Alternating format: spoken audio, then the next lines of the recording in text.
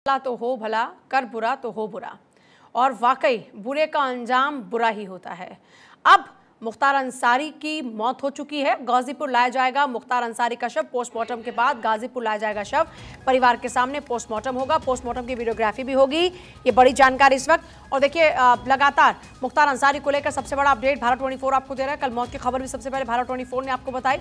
शव को ले जाने का रूट प्लान तैयार हो चुका है। मुख्तार अंसारी की तबीयत खराब होने के बाद में अस्पताल में भर्ती कराया गया था, जिसके बाद 9 डॉक्टर्स का पैनल उनको ट्रीट कर रहा था, लेकिन मुख्तार को बचाया नहीं जा सका। इस बीच परिवार की ओर से भी आरोप लगाए गए, वकील की ओर से भी आरोप लगाए गए, खुद मुख्तार अंसारी की ओर से भी आरोप लगाए गए थे कि उनको स्लो पॉइजन दिया जा रहा है। 19 तारीख से ही ये पूरा सिलसिला शुरू होता है इस तरह के आरोपों का। हालांकि इस पूरे मामले में देखिए जाहिर तौर पर उच्च स्तरीय जांच होगी। हालांकि बेटा ये कह रहा है कि हमें न्यायपालिका पर भरोसा है। और अब गाजीपुर ले जाया जाएगा मुख्तार अंसारी का शव। कालीबाग के कब्रिस्तान में सुपुर्द खाक किया जाएगा और पोस्टमार्टम के बाद में शव को बाय रोड ले जाया जाएगा गाजीपुर। उसके लिए भी पूरा रूट तैयार हो चुका है। मुख्तार अंसारी की कार्डियक अरेस्ट से गुरुवार रात को ही मौत हुई थी। पूरे राज्य में इस वक्त सुरक्षा व्यवस्था चाक चौबंद है। धारा 144 पूरे राज्य में इस वक्त लगा दी गई। मऊ गाजीपुर में खासतौर पर इससे पहले धारा 144 लागू की गई थी। बांदा में भी सुरक्षा के विशेष इंतजाम है। मौके पर बड़ी संख्या में इस वक्त पुलिसकर्मी मौजूद हैं। और आप मुख्तार के घर के बाहर की तस्वीरें भी आप देख रहे हैं। एहतिशाम सिद्दीकी बांदा से मेरे साथ, मेरे सहयोगी लगातार बने हुए सर्वेश सिंह गाजीपुर से और रानू बांदा से इस वक्त हैं। एक बार रानू का रुख करते हुए, रानू अगर इस वक्त की बात करते हैं तो कोई नई तस्वीर आ रही है क्या सामने? क्योंकि 7 बजे का वक्त हो चुका है और माना यह जा रहा था कि जो वहां पर डॉक्टर्स का पैनल है वो ऑलमोस्ट 8 बजे 8:30 बजे तक पहुंच जाएगा। और एक अपडेट और दीजिएगा, पहले 5 की बात हो रही थी, क्या अभी 3 डॉक्टर्स का पैनल पोस्टमार्टम करने वाला है? देखिए, यहाँ पर मुख्तार का लड़का उमर यहाँ पर मौजूद है और अब से कुछ ही देर बाद यहाँ पर पोस्टमार्टम होने वाला है। हालांकि प्रशासन ने पूरी तरह से तैयारियां कर रखी हैं। प्रशासन ने जो 5 डॉक्टरों का लगभग पैनल बनाया गया है और उसमें मुख्तार अंसारी को वीडियोग्राफी के साथ में उनका पोस्टमार्टम किया जाएगा। हालांकि प्रशासन की बात करें तो व्यवस्था बहुत दुरुस्त कर दी गई है। शहर में चारों तरफ बैरिकेडिंग लगाई गई है। अंतर जनपदी और अंतर राज्यीय जो सीमाएं हैं उनको लॉक कर दिया गया है, पूरी तरह से सील कर दी गई हैं। आने जाने वाले का वीडियोग्राफी से उसको चेकिंग की जा रही है। हालांकि नमाज भी जुमे की नमाज है आज और जुमे की नमाज को लेकर प्रशासन पूरी तरह से मुस्तैद है यहाँ पर। हालांकि एसपी पुलिस अधीक्षक अंकुर अग्रवाल कहीं ना कहीं सारी चीजों में नजर रखे हुए हैं। सोशल मीडिया पर भी नजर रखी जा रही है। हालांकि स्थितियां दुरुस्त हैं अभी और अब से कुछ ही देर बाद पोस्टमार्टम की प्रक्रिया शुरू होने वाली है। सारी व्यवस्थाएं चालू होने वाली है। खबर ये थी कि 8 बजे पंचनामा भरा जाएगा, अभी उसको लेकर क्या अपडेट है? क्योंकि 1 घंटा बाकी है। देखिए, पंचनामा की बात करें तो पंचनामा की भी पूरी व्यवस्थाएं हो गई हैं। हालांकि कुछ अधिकारी आने का बस इंतजार हो रहा है। अभी कुछ लोग आए नहीं हैं। हालांकि उन्हीं का इंतजार हो रहा है। कुछ ही मिनटों बाद यहाँ पर पंचनामा की प्रक्रिया शुरू कर दी जाएगी। हालांकि वहां पर सारे लोग मौजूद हैं और कहा भी जा रहा है कि शुरू हो गया है। हालांकि कुछ किसी का इंतजार हो रहा है। जी, सर्वेश लगातार मौजूद हैं, गाजीपुर में इस वक्त मौजूद हैं। हालांकि देखिए, बांदा में इस वक्त चीज़ें पहले शुरू होंगी क्योंकि पोस्टमार्टम होगा। पोस्टमार्टम के बाद में फिर वाया रोड ले जाया जाएगा गाजीपुर में मुख्तार अंसारी के शव को, जहां परिवार को उसे सुपुर्द किया जाएगा। अच्छा सर्वेश, प्रशासन की मौजूदगी में जनाजा, सुपुर्द खाक और उसके बाद में भी जो बाकी की और प्रक्रियाएं होंगी वो सब पूरी होंगी, उसके लिए भी क्या तैयारियां नजर आ रही हैं? अब कितनी फोर्सेस ये मानकर चलें कि जनाजे में मौजूद रहेंगी? क्योंकि अगर 1000 लोग वहां पर रहेंगे तो जाहिर तौर पर अच्छी खासी तादाद वहां पर फोर्सेस की भी रहने वाली है। जी देखिए, बड़े पैमाने पर फोर्सेस को बुलाया गया है। मैंने बताया ना कि सीआरपीएफ की टीम के अलावा जो पीएसी की टीम है उसको भी बुलाया गया है। इसके अलावा जो आसपास के ज़िले हैं वहाँ के भी पुलिस फोर्सेस को यहाँ पे तैनात कर दिया गया। तो निश्चित तौर पे अगर 1000 लोग जनाजे में होंगे तो 3000 फोर्स होगी। एक आदमी पे 3-3 आदमी पुलिस फोर्स को लगाया जाएगा। इस तरह की डिप्लॉयमेंट की जा रही है। और जहाँ तक बात की जाए इस जनाजे की, तो जनाजे की नमाज को लेकर एक तरह से कहा जाए तो जो मुख्तार अंसारी के समर्थक हैं उनमें एक तरह से कहा जाए तो कल से ही गुस्सा है। जिस तरीके से खबर आई उसके बाद से उन लोगों ने नारेबाजी करनी शुरू कर दी और मुख्तार अंसारी नाम बहुत बड़ा है अपने आप में, जिसकी वजह से तमाम एहतियाती कदम उठाए जा रहे हैं। आपको याद होगा पूजा कि एक डीजीपी हुआ करते थे बिहार में, डीपी ओझा, जिन्होंने एक रिपोर्ट तैयार की थी मोहम्मद शहाबुद्दीन के ऊपर, जिसमें उन्होंने बताया था कि मोहम्मद शहाबुद्दीन के यहाँ से पाकिस्तान निर्मित गोलियां बरामद की गई थी। मोहम्मद शहाबुद्दीन का ईसाई से ताल्लुक था और उसके देश के कई ऐसे बड़े गैंगस्टर से ताल्लुक था, जिसमें उन्होंने मुख्तार अंसारी का भी नाम का जिक्र किया था, अतीक अहमद के नाम का जिक्र किया था। तो ऐसे तमाम इन नामों का जिक्र किया था और बताया था कि इनके अंडरवर्ल्ड से साठगांठ है, दाऊद इब्राहिम से इन लोगों के संबंध है। तो इस तरह की बात लगातार डीपी ओझा ने अपनी रिपोर्ट में कही थी। उस रिपोर्ट की कॉपी उन्होंने गृह मंत्रालय को भेजी थी, जिसके बाद शहाबुद्दीन पे कार्रवाई हुई। तमाम जो ऐसे चेहरे थे जो जिन्होंने राजनीति का अपराधीकरण के तौर पे देखा जाता है, चेहरे के तौर पे देखा जाता है, उन तमाम लोगों पर कार्रवाइयाँ होनी शुरू हुई। तो एक तरह से कहा जाए तो कहीं ना कहीं मुख्तार अंसारी भी उसी तरह का बड़ा नाम था, उसी छवि का था, उसका जो औरा था इतना बड़ा था अपराध की दुनिया में, जराइम की दुनिया में, जिसको लेकर तमाम जो एहतियाती कदम है वो उठाए जा रहे हैं। क्योंकि ये माना जा रहा है कि अगर उसके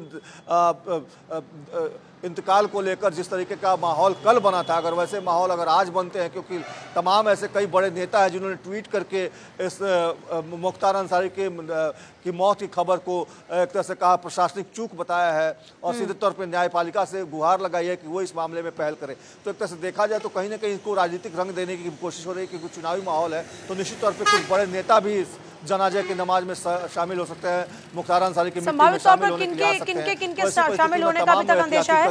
और कोई बड़े नेता भी शामिल हो सकते हैं क्या? देखिए, तेजस्वी यादव ने ट्वीट किया है, हालांकि तेजस्वी यादव क्या करेंगे, आएंगे या नहीं आएंगे, अब इस बारे में कोई जानकारी नहीं। बिहार से पप्पू यादव ने भी ट्वीट किया, उधर अजीम ओवैसी ने भी ट्वीट किया, अखिलेश यादव आ सकते हैं, समाजवादी पार्टी के भी ऑफिशियल अकाउंट से ट्वीट हुआ। इस तरीके से देखा जाए तो ये तमाम पॉलिटिकल पार्टीज एक्टिव हो गई हैं। जी बिल्कुल, निश्चित तौर पर, क्योंकि चुनावी माहौल है पूजा, और चुनाव में हर कोई इस चीज़ को भुनाना चाहेगा। हालांकि एक तरह से कहा जाए तो ये एनडीए के लिए भी एक बहुत बड़ा, एक तरह से कहें तो बहुत बड़ी खबर है, क्योंकि अगर मुख्तार अंसारी जेल में रहता तो निश्चित तौर पे जिस तरीके से चुनाव के दरमियान उसके जेल से ही वो तमाम चीज़ों को संचालित करता रहा है, तो उस लिहाज से भी देखा जाए तो एनडीए के लिए काफ़ी खुशी की खबर है, क्योंकि अब मुख्तार अंसारी नहीं है तो वो जेल से वो अपना सिंडिकेट नहीं चला पाएगा, जिस तरीके से आम अक्सर चुनाव में चलाते हुए देखा जाता था और उसके ऊपर आरोप लगते थे। तो एक तरह से कहा जाए तो दोनों ही खेमों में इस खबर को लेकर हलचल है, और दोनों ही खेमा इस खबर को लेकर कहीं ना कहीं इस बात को लेकर चिंतित है, और कोशिश यही होगी कि हर कोई इस मामले को पॉलिटिकली किस तरीके से भुना सकता है वो उसको भुनाने की कोशिश करेगा। पूजा, जाहिर तौर पर देखिए अलग अलग लोगों के अभी तक पॉलिटिकल लोगों के रिएक्शंस आए। अजीम ओवैसी लिख रहे हैं कि हमारा भाई चला गया, तो इस तरह के अलग अलग रिएक्शंस पप्पू यादव ने भी इस पूरे मामले को लेकर ट्वीट किया है। और अभी तेजस्वी का जिक्र भी सर्वेश कर रहे थे। सर्वेश, एहतशाम और रानू लगातार मेरे तमाम सहयोगी इस वक्त वहाँ पर मौजूद हैं। और देखिए देर रात क्योंकि बांदा में मुख्तार अंसारी का बेटा उमर पहुँच गया था, उमर ने कहा कि आप मेरी सिचुएशन को समझ सकते हैं कि मेरी क्या सिचुएशन होगी। दिन में पिता से बात हुई थी, कहा था कि ठीक से खड़ा भी नहीं हो पा रहा हूँ, वीसी तक के लिए नहीं जा पा रहा हूँ।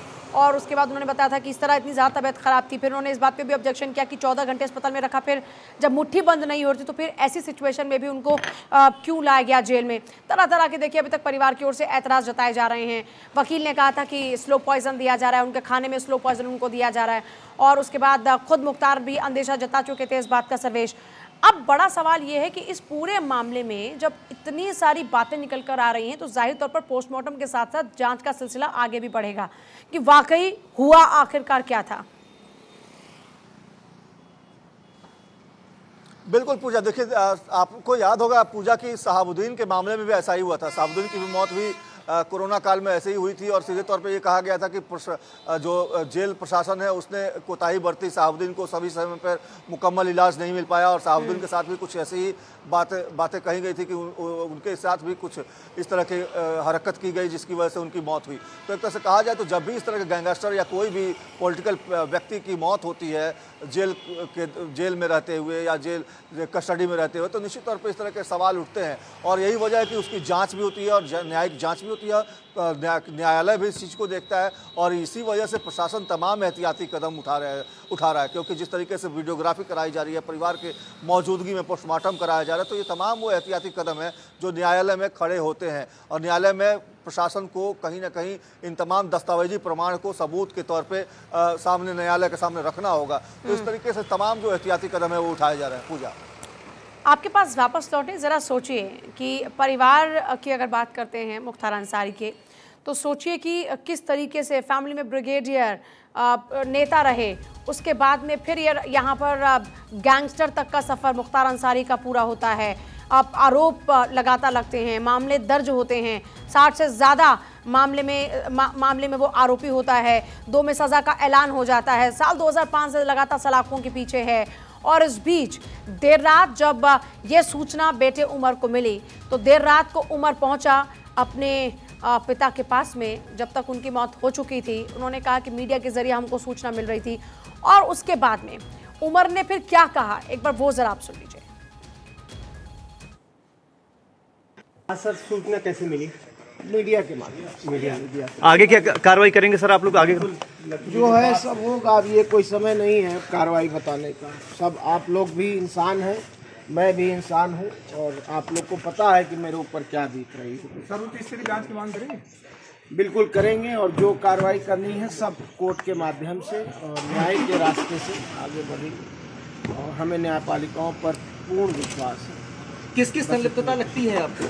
हम कुछ नहीं कहना चाहेंगे इस समय, सब जांच का विषय है।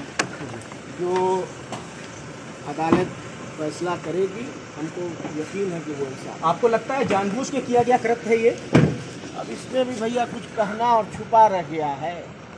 जो व्यक्ति अपनी मुट्ठी ना बंद कर पाता हो, जो व्यक्ति इतना कमज़ोर हो कि उसको खुद ही जेल प्रशासन लेकर ICU आता हो और खुद ही 12 घंटे बाद 14 घंटे बाद उसको फिट बताकर पीठ ठोक कर कि जाइए आप ठीक है, और 14 घंटे बाद जेल की तन्हाई बैरिक में भेज दिया जाता हो। 2 दिन उन्होंने अपनी रात कैसे बिताई होगी ये मैं सोच सकता हूँ। जब आज 3:30 बजे मुझे टेलीफोन पे उन्होंने कहा है कि मैं इस हालत में भी नहीं हूँ कि मैं जेल के VC रूम तक जा सकूं बैरिक से निकल, तो अब आप सोचिए। और शासन की जांच पे भरोसा करेंगे या सीधे न्यायपालिका जाएंगे? न्यायपालिका। बेटे ने कई अंदेशे यहाँ पे जाहिर कर दिया। अब देखिए कहाँ पर कितने केस है। वाराणसी में 8, दिल्ली में 3, लखनऊ में 9, चंदौली में 1, गाजीपुर में 26, मऊ में 10, आजमगढ़, बाराबंकी, आजमगढ़ में 2, बाराबंकी में 1 मामला दर्ज है। देखिए मुख्तार के दादा खुद कांग्रेस के प्रेसिडेंट रहे और नाना ब्रिगेडियर थे। और उसके बाद यहाँ मुख्तार का सफर देखिए कैसा रहा। गैंगस्टर, माफिया, गुंडा, इस तरह के आरोप, इस तरह की संज्ञा उनको मिली और उसकी वजह रही खुद उनके अपने कारनामे। 1996 में मुख्तार पहली बार मऊ विधानसभा सीट से विधायक बना, फिर 5 बार इस सीट से विधायक रहा। मुख्तार समेत उसके परिवार पर 97 मामले दर्ज हैं।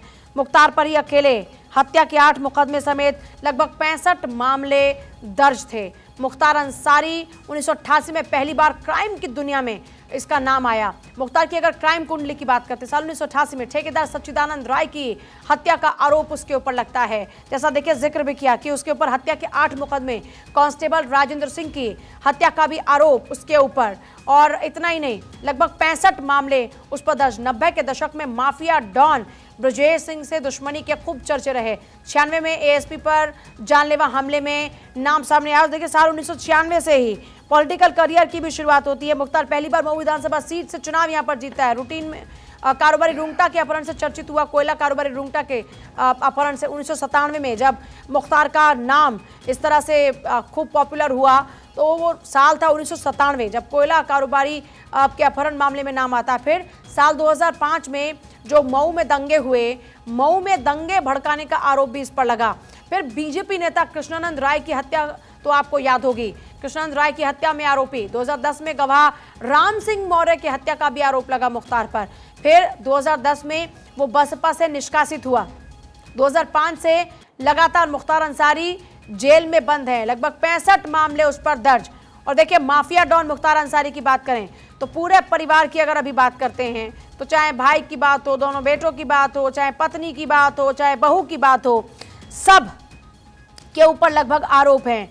खुद देखिए आप जान रहे हैं कि मुख्तार अंसारी की पत्नी फरार अफशान अंसारी बेटे उमर के ऊपर भी आरोप हैं। अब्बास पहले ही सलाखों के पीछे है, कासगंज की जेल में वो इस वक्त है। उमर अंसारी के ऊपर भी आरोप हैं, फिर अब्बास अंसारी की पत्नी के ऊपर भी आरोप लगे।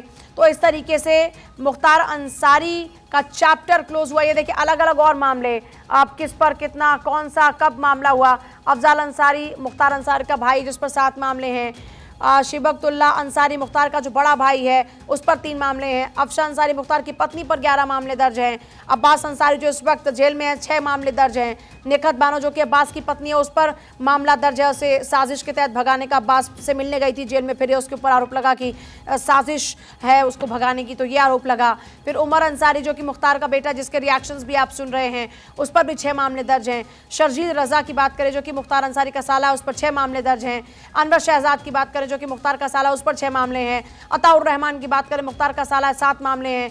एजाजुल हक की बात करें जो कि मुख्तार का बहनोई है, उस पर 4 मामले हैं। फिर मंसूर अंसारी जो कि मुख्तार का चचेरा भाई है, उस पर 6 मामले हैं।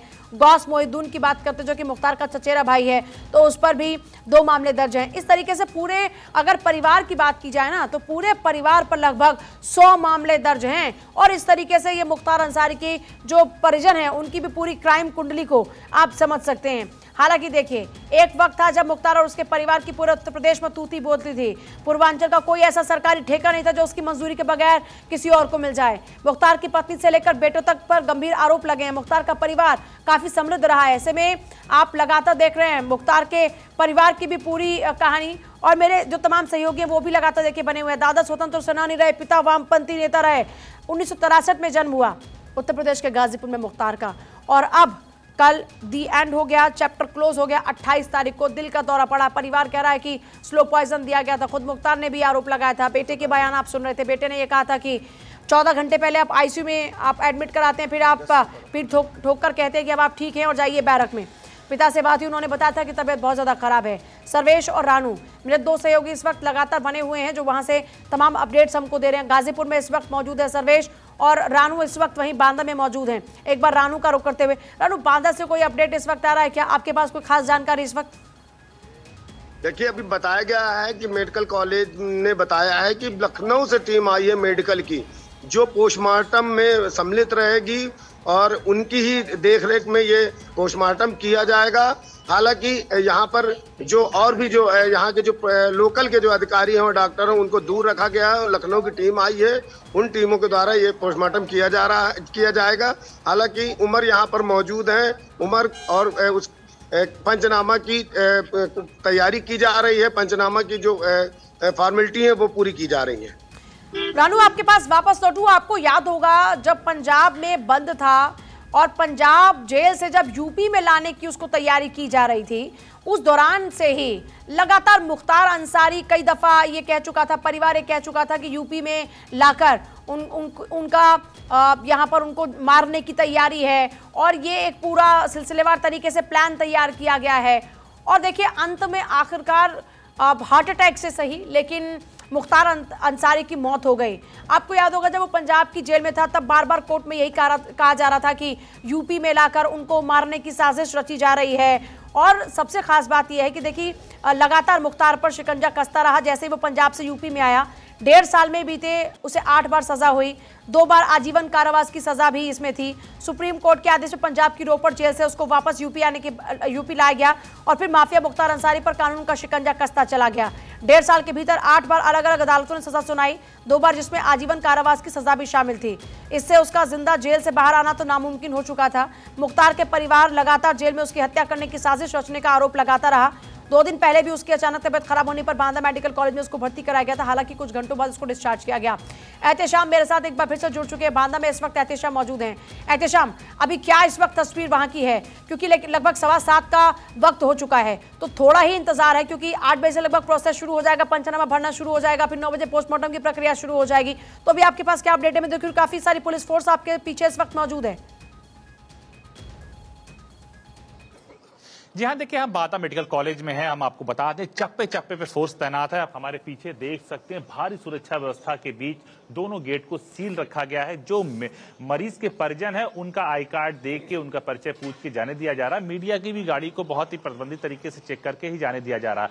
तो कई कंपनी पीएससी भी यहां लगा दी गई है, सीओ रैंक के अफसर भी यहां मौजूद हैं, और ताकि किसी तरह की लॉ एंड ऑर्डर की कोई दिक्कत न उठानी पड़े। हम आपको बता दें कि 9 बजे का वक्त दिया गया है, 9 बजे पंचनामा भरा जाएगा, उसके बाद पोस्टमार्टम की कार्रवाई शुरू होगी। दूसरे जनपदों से सीनियर लेवल के डॉक्टरों को बुलाया गया है, उसके साथ साथ लखनऊ से भी एक्सपर्ट बुलाया गया है, क्योंकि मामला कोर्ट में है और राजनीतिक परिवार है, कहीं न कहीं इस पूरे मामले को कोर्ट में घसीटेगा। क्योंकि जिस तरह से मुख्तार अंसारी ने अपना बयान दर्ज कराया है कि उनकी हत्या की जा रही है, उनको स्लो पॉइजन दिया जा रहा है, उन्होंने लिखित में बाकायदा बयान दिया। इसके बाद कोर्ट ने जेल प्रशासन से इस पर पूरे मामले पर जवाब मांगा, और वही तस्वीर देखने को मिली है कि जिस तरह से मुख्तार अंसारी की तबीयत बिगड़ी है और उनको हार्ट अटैक आया है। तो पूरी जब पोस्टमार्टम रिपोर्ट आएगी उसमें तस्वीर साफ निकल कर आएगी कि मौत की असली वजह क्या है।